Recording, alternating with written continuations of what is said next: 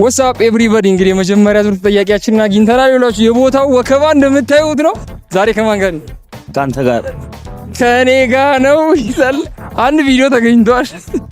እሺ የምጠይቅሽ ጥያቄ በአድዋ ጦርነት ጊዜ ኢትዮጵያ ከማን ጋር ነበር የተፋለጠችው?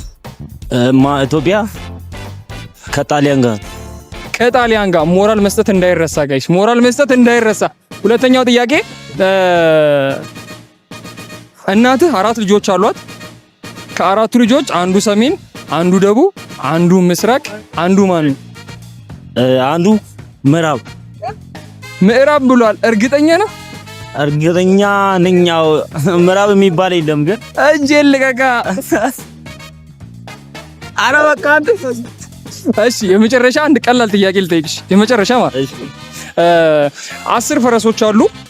5ቱ ተኝተዋል። የቆሙት ስንት ናቸው? 5 ናቸው። ታዲያ ይሄን ጥያቄ ትጠይቀኛለህ? እርግጠኛ ነህ 5 ናቸው የቆሙት? አዎ 5 ናቸው የቆሙት። ኮሜንቱን መልሳችሁን ኮሜንት ላይ እየገመታችሁ አብረሽን ስለነበርሽ እናመሰግናለን። ቴንክ ዩ